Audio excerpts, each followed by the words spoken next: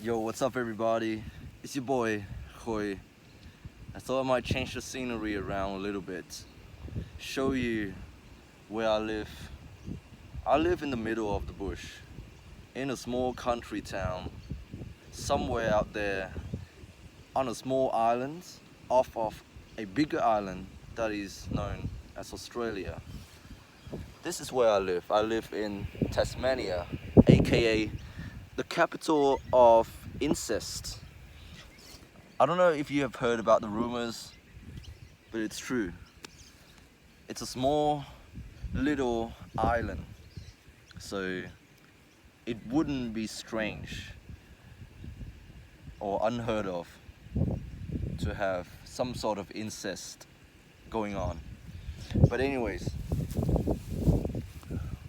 what I want to talk about today is something a little bit different from what I've been preaching about on this channel. I'm a healthcare worker, and during my, I guess, months and years being in this field, I've come across many different types of people. And the one that has always been fascinating to me was the people who have dementia. If you know anything about dementia, it's a fucking terrible disease. It destroys family. It breaks relationships. Because the people around someone who has dementia has to deal with the fact that their loved one isn't themselves anymore. They sort of lose their identity in a way. When a person has dementia, they go through a degenerative phase where they slowly lose parts of their brains. They start to behave differently, start to speak differently, start to have difficulty controlling their emotions. And so you have a lovely little old lady who throughout her life has been a very sweet, caring, charismatic, loving grandmother and woman. And then suddenly she has dementia, and all of a sudden she went from being this nice little old lady to I don't want to say it, but like to a grumpy old woman overnight, pretty much. And it's hard for families to deal with that. I used to work as an assistant in nursing, and basically that job involves me sitting one-on-one with so-called special patients who require one-on-one supervision and assistance with daily activities of living, such as feeding, bathing.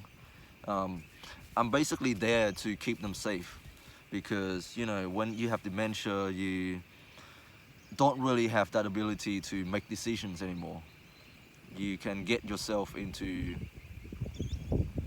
troubles, and yeah, those people, they need someone to take care of them, basically, one-on-one. That's why they're called special.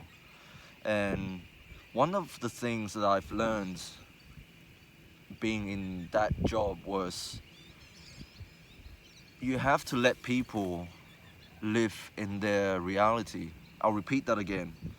One of the things I've learned being an assistant in nursing was that do not try to force your idea upon these people, and just accept their reality as the truth and let them live in their own reality.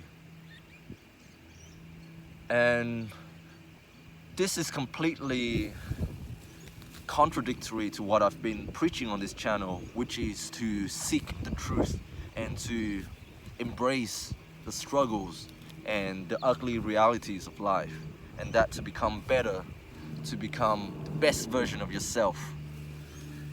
And I've reflected on this many times before, and I can say for now my perspectives have changed a little bit. So I'll explain this. When, for example, a little old lady, this is something that happened, okay?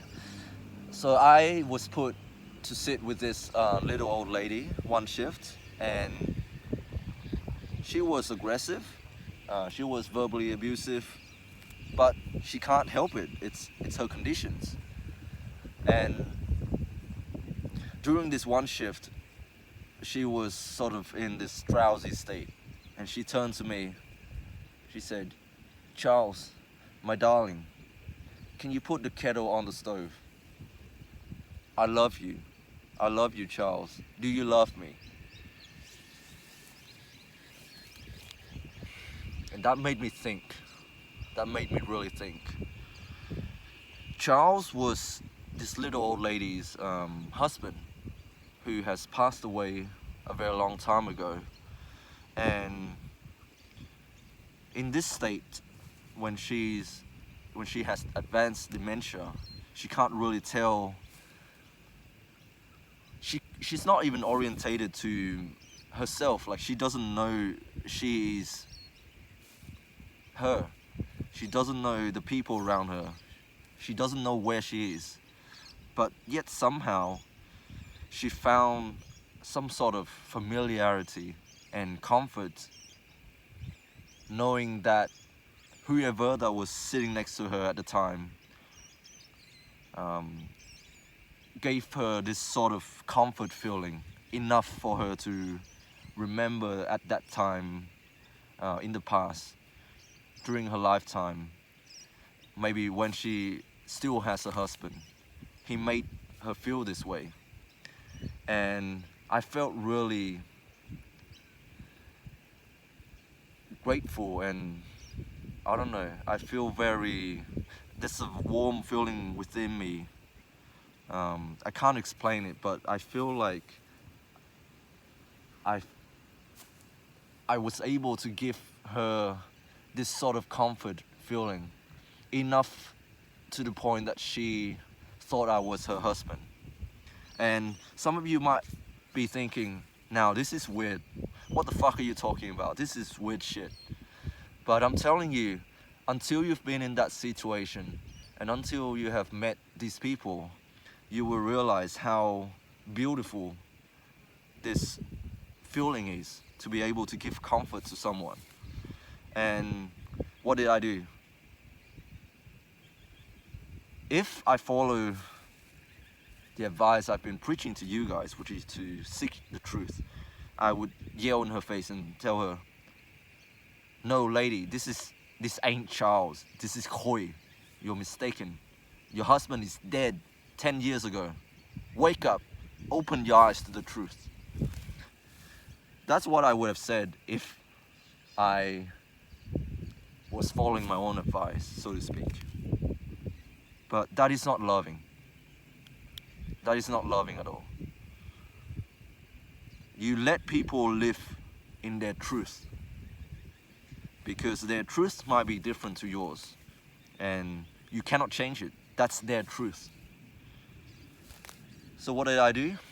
I said, "You are so loved. You are so loved."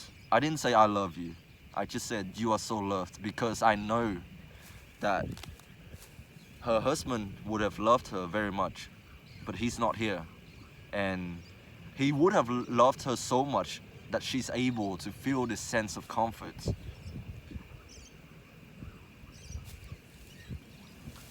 So, what is the point of this video? I realized that I have been misleading you guys, telling you to live a certain way, to follow the advice of these influencers on the internet, to follow the advice of these so-called leaders on the internet, to go out there and to have no loving in your heart, and to tell people to live a certain way which is not meant for them. Maybe, just maybe, I'm throwing out there, maybe people don't want to improve themselves. Maybe that's enough. Maybe they just want to live a comfortable life, and that's okay. Maybe they don't want to be rich. Maybe they don't want to be successful. Maybe they don't want to have an amazing physique, or to get girls, to make a ton of money and to attract all these people into their lives. Maybe they just want a simple life. Maybe they have accepted the fact that they will never get girls and that they are unattractive. Maybe that is their truth, and they have become so engrossed in it. They believed in this idea. They believe in the black pill, the red pill, the blue pill, whatever it is that they believe in. They believe in LGBT. They don't believe in God, or they believe so much in God. All these different ideas, all these different beliefs. Who am I to tell people how to live their life? I am just a vessel. I am just a messenger. I'm here to tell you my lived experience, and for you to consider my perspective, and for you to apply some of these ideas that I have talked about into your own life, and to live a better, more fulfilling life. That's what I want you to take out of this video. Don't enforce your ideas upon people, because you have to accept that people live in different truths. And for that, I guess it's okay for you to go on my channel and echo some of these beliefs that you have, and we'll explore it further. I'm not saying that you are right, or that I am right, or some of us are wrong. I'm just saying I respect your perspectives, your truth, your ideas, and I hope you found value in my video, and I hope that you can take some of my perspectives and consider it. That's all I gotta say. I don't think that you have to improve yourself, so to speak. Just do whatever works for you, man. Life is so beautiful, and it's so beautiful because it's so rich. There's so many different possibilities, so many different paths one could take in this life. That's it, guys. I hope you are doing extremely well out there. Stay strong, and God bless. And I'll see you next time. Peace.